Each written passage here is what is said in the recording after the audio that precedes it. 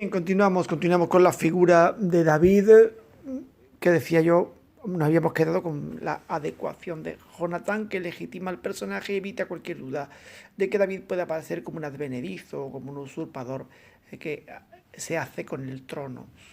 Bien, vale. Pero la grandeza de David es sobre todo de orden religioso, como digo yo en el guión. De modo que se ensalza. Uh, de hecho, se presenta, el autor muestra que, al contrario que Saúl, David respeta el Jerem. Estaba mirando un poco así mal el guión. Respeta el Jerem. Y bueno, pues lo que en el episodio que tenéis señalado, primero de Samuel 27:11, veréis cómo David hace unas razias, unas incursiones y dice, no dejaba con vida a nadie.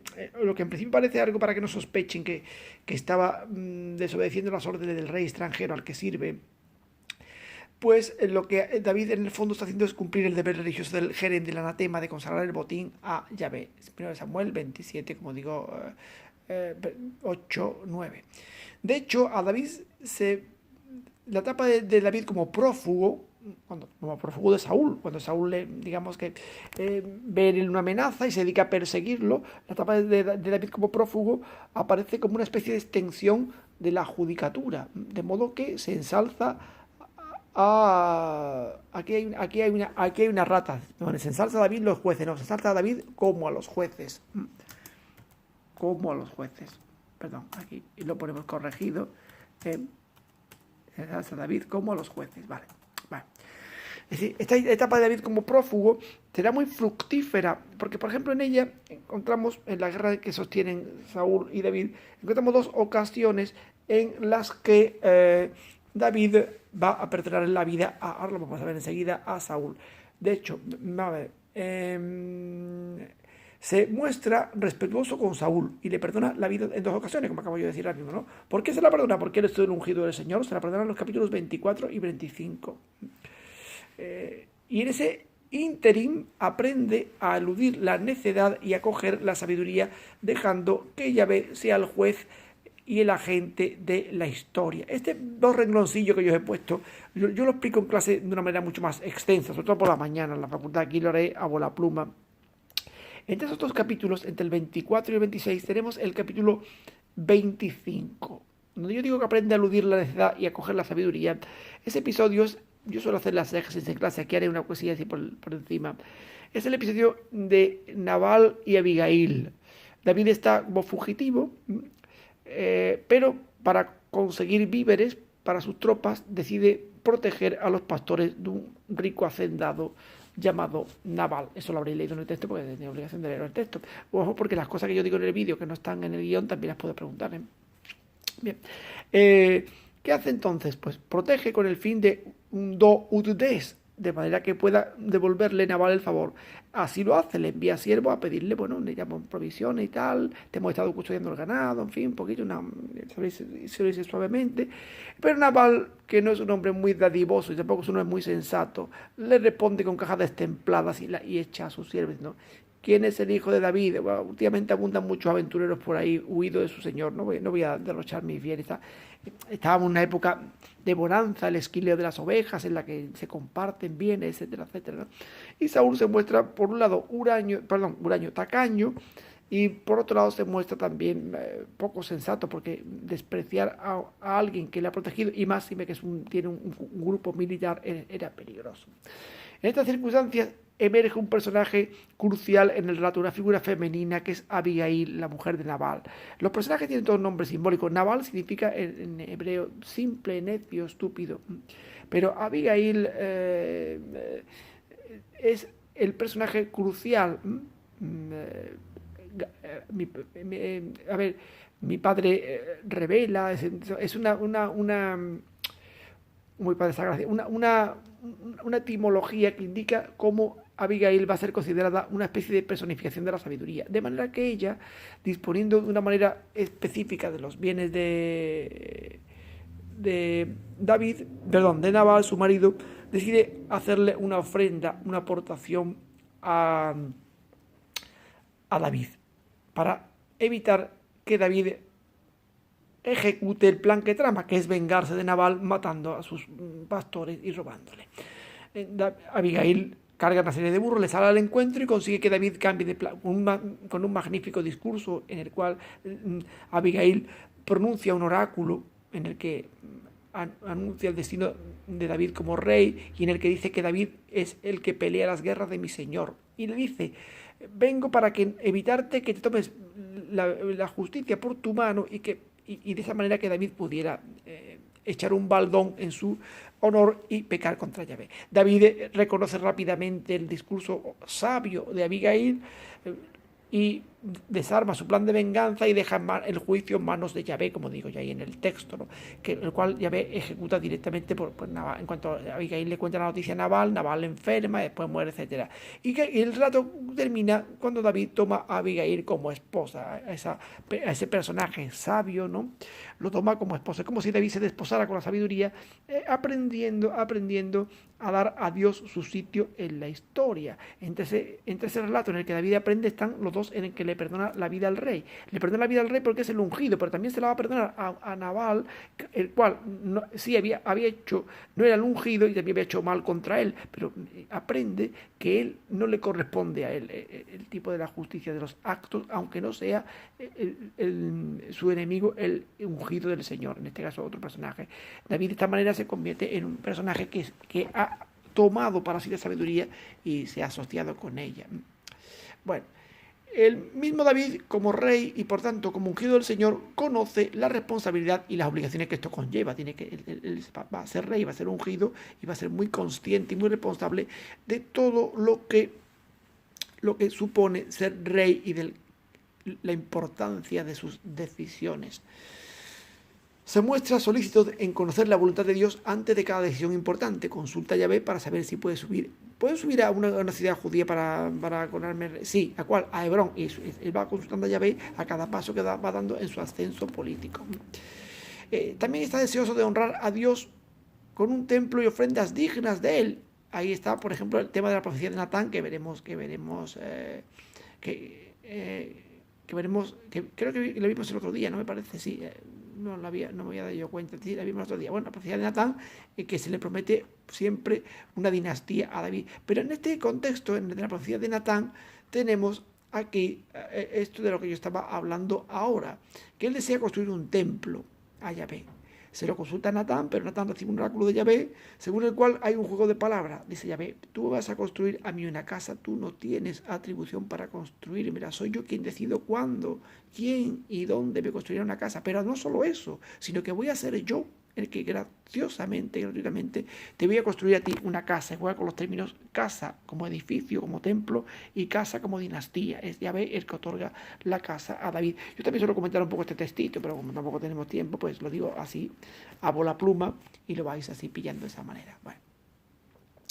Pero David no solamente es un dechado de virtud en el libro de Samuel, también aparece el David que conoce el pecado, el famosísimo texto del pecado de David, que yo suelo comentar también en clase con los alumnos. Fijaos, voy a dar solamente algunas pinceladas en lo que es el pecado. Y digo, lo que es el pecado y su incremento exponencial cuando se intenta enmascarar, pero también experimenta el arrepentimiento y el perdón. ¿Cuál es el pecado de David? Fijaos, si nosotros cogiéramos el capítulo 11 del segundo libro de Samuel, que es donde está, y lo vamos a hacer una mini exégesis, veríamos que los personajes aquí que tenemos son David, que es el personaje principal, su partener, que va a ser Betsabé, que dice muy poco en el diálogo, en el relato apenas interviene, el profeta Natán, que va a ser el encargado después del pecado de reprochárselo, y un personaje que es Urías elitita, que va a servir de contrapunto ético a David. Igual que Saúl era, digamos, el éticamente desacreditado y David era, digamos, éticamente ensalzado, aquí va a ser al revés. Un extranjero, un hitita, es el contrapunto ético, el hombre honrado frente a un David, un rey que se supone que tiene que ser el máximo de honradez y de cumplimiento de la Torá y que se va a ir desacreditando de una manera total. Bien. Y finalmente tenemos a Joab, que va a ser el ejecutor de las órdenes de David. Bueno, por no extenderme mucho, vemos cómo se funcionan las cosas. Es muy interesante el versículo original. Dice, en el tiempo que los reyes van a la guerra, envió David a Joab con sus veteranos y el ejército de Israel a devastar la región de los amonitas. Y dice, bueno, ¿esto qué tiene que ver? Porque un comienzo muy normal. Sí, pero dice, en el tiempo en que los reyes van a la guerra, una de las funciones principales del rey era salir al frente de su pueblo y acaudillarlo en tiempo de campaña militar. Y sin embargo, ¿qué es lo que hace David? No va, manda a su general y a sus tropas, y él dice, y David se quedó en Jerusalén.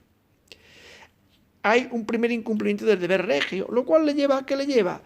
Pues David está en su lecho un atardecer, está en la pereza porque no está haciendo sus funciones, y de la pereza le lleva a la lujuria, ve a una mujer bañándose y la desea.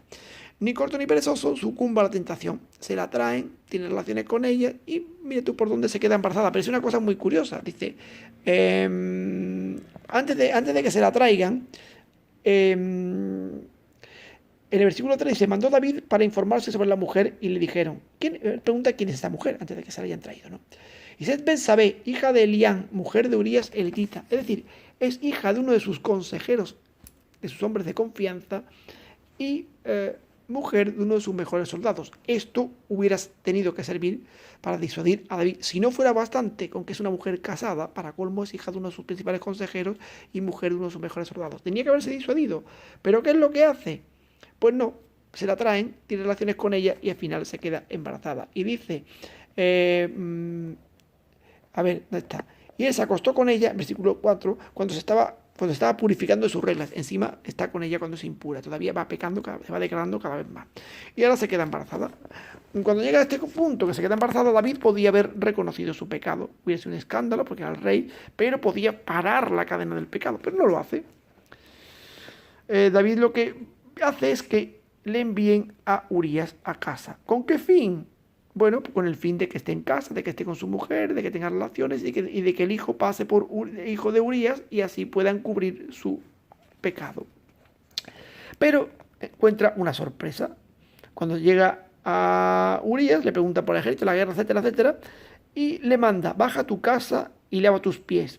Lavarse los pies es un eufemismo de tener relaciones. Los pies siempre suelen ser un eufemismo para hablar de los genitales en el Antiguo Testamento, ¿no? Pero ¿qué es lo que hace Urías? Se encuentra con que es un hombre honrado, no se va a su casa, lo que hace es que se queda con la guardia de su señor en la puerta del palacio. Claro, le explican a David que ha hecho esto y David lo llama y le dice, pero no vienes de viaje, ¿por qué no has bajado a tu casa? Sí, lo normal, lo que David esperaba, viene de viaje tan tiempo en la guerra, lo normal que tú vayas y quieras estar con tu mujer, tal, lo típico, ¿no? Y la respuesta de Urías es sorprendente. El arca Israel y Judá habitan en tiendas. Juan, mi señor, y los siervos de mi señor acampan en el suelo. Y voy a entrar yo en mi casa para comer, beber y acostarme con mi mujer. Por mi vida y la vida, por tu vida y la vida de tu alma, que no haré tal. Se encuentra con un personaje honrado que está haciéndose eco de la situación de sus compañeros de armas, frente a un David que no se ha hecho eco para nada, sino que ha aprovechado la ausencia de Urías para mancillar su honor, para serle infiel con su mujer. Y se encuentra con esto. David podía haber reaccionado y haber dicho, bueno, soy un canalla, este hombre es un extranjero, un hitita, es un hombre honrado, yo no lo soy, ¿cómo es posible que ella haya hecho esto, tal cual? Y podía haberse quedado ahí, pero curiosamente no se queda ahí, sino que lo que hace es que va a hacer un nuevo intento. Le pide que se quede y al día siguiente lo llama y lo hace comer y beber hasta que lo emborracha. Y dice, cuando lo emborrache seguramente que se irá a su casa y allá ya sí estará con su mujer y ya taparemos el asunto. Pero tampoco. Y se acuesta otra vez con la guardia de su señor, pero no baja a su casa. Se encuentra con un hombre al que ni la bebida, al que ni la degradación que puede suponer el vino y la comida le hacen perder su honestidad. Claro, el lector está viendo que David se envilece cada vez más, mientras que Urías se engrandece a sus ojos. Aquí podría haber dicho David ya, bueno, ya es esto demasiado, he sido un super canalla, esto no puede ser, tengo yo que tomarlo de otra manera y tal. Podría haber dicho bien y haber confesado su pecado, pero no, que va. No lo hace tampoco. Lo que va a hacer es que va a urdir un plan para matar a Urías. Le manda una carta al general Joab para que lo ponga a donde están los soldados más aguerridos y cuando hacen una salida que lo dejen solo y efectivamente lo matan. Urías, que conoce al rey, había urdido ya con el mensajero que le va a mandar con la muerte de Urías, una estratagema por si el rey se queja de que haya habido muchas bajas en el combate. Cuando el rey efectivamente el rey se queja de que las ha habido, cuando el rey, esto leo el texto porque si no leí el texto yo no puedo hacerlo entero aquí porque sería demasiado largo, pero leerlo porque es muy interesante. Cuando el rey se queja de la cantidad de bajas que ha habido, de cómo han atacado la ciudad por un punto en el que los enemigos eran tan fuertes y tan férreos, el mensajero dice, sí, pero mira, es que ha muerto también Urías elitita, y el rey se calma. Bueno, la guerra es así, un día muere uno, otro día muere otro, y aparte del crimen viene el cinismo con el que él tapa su pecado. Parece que esto está arreglado ya, dice, bueno, ya se ha muerto Urías, cuando pase el duelo me traiga a su mujer y me la lleva a mi casa. ¿Qué es lo que hace? Llevársela cuando pasa el duelo. Dice, pero curiosamente, cuando esto acaba, dice, a ver, ¿dónde estamos aquí? Bien, supo la mujer de Urías, versículo 26, capítulo 11, que había muerto Urías, su marido, e hizo duelo. Pasado el luto, David envió por ella y le recibió en su casa, haciéndola su mujer. Ella le dio a luz un hijo. Por tanto, asunto solucionado. Dice, pero aquella acción de David había desagradado a Yahvé. Es decir, nadie se enteró, pero no se lo puede ocultar a Dios, porque ocultarle a Dios estas cosas pues está poco más o menos que imposible. Así que decide Dios enviarle al profeta Natán. ¿Cómo se lo va a enviar? Hombre, no le puede enviar a Natán decirle, eres un desalmado, eres un hombre que ha caído lo más bajo moralmente, has sido infiel, has asesinado a la persona a la que tú habías traicionado. En fin, no puede decirle todo eso porque el rey los mataría. Así que urde una parábola, que es la famosa parábola de la ovejita.